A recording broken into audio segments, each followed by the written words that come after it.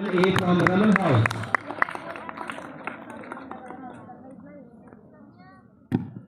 A very warm and blissful morning to one and all present over here. Honorable Principal Sir, respected teachers and my fellow friends. Myself Tanvi Behra of Class 7 Section A from Raman House. Today I am going to present my view on the Constitution of India and my topic is discrimination. So first of all, let me tell you what actually is discrimination. Discrimination is a process in which people get discriminated for their caste, their religion, their race, their gender, their economic and their family background. It hurts their dignity and it also affects the unity of the people. Talking about discrimination, the main and the root cause of discrimination in India is the caste system. This caste-based discrimination in India have been going on from ages, and in the earlier times, people used to follow the caste system in which the Brahmanas were listed on the top and were believed to be superior and were respected a lot. And then there were the Kshatriyas followed by the Vaishya, who were also respected a lot because they were the so-called high caste. And then there were the Shudras, who was also titled as the low caste. They were ill-treated and was not respected much. And then at the end of the caste system, there were the Dalit communities, who were also termed as the outcast. They were very kind of ill-treated. They were not given enough opportunities. They even didn't have the access to holy places like temples by the arrogant and rich so-called high-class Hindus. But now, the Constitution of India have made laws to abolish this type of discrimination. And on 26th of November 1949, the Indian Constitution was ready. Dr. B.R. Ambedkar, who is also known as the father of the Constitution, was Dalit himself. He faced a lot of challenges in his childhood, but glad he didn't give up and fought for the situation. And now he is one of the great minds of the India, in fact, the world.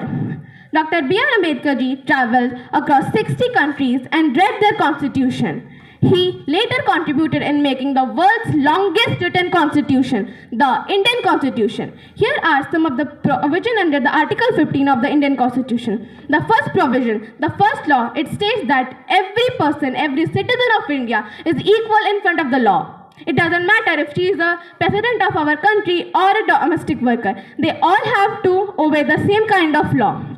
Second, states that no one should be discriminated in the race in the field of the caste, religion, race, gender, and their educational and the economic field. Third, states that every citizen of India should have access to all kind of public places and all kind of public entertainments. And now, moving on to the Article 326, it states that every election of India, every legislative assembly of the India should have universal adult franchisee law, which states that every adult, every 18+ citizen of India should have the right to vote. It doesn't matter of what caste they belong to, what religion they have, what race they have, or what gender they have. They equally have one vote each. Okay. And now, in the last but not the least, I will be telling you about the discrimination, that gender-based discrimination that people faced in the earlier times. In earlier times, women were not given much sympathy. They didn't have even chance to study. They didn't even have chance to have educate. They were illiterate. But now, thanks to the Constitution, they have equal rights. According to the Article number 14, they have equal rights and equal educational opportunities. But this is not enough.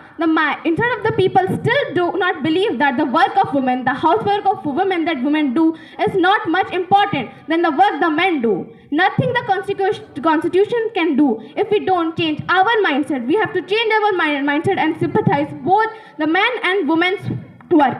At last, but not the least, the Constitution of our India is the complete blend of article and provisions.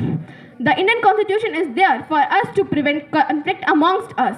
And we, as the citizen of India, should obey our Constitution for the smooth settlement of our country. With these words, I want to conclude. Thank you and have a grateful day ahead. Thank you.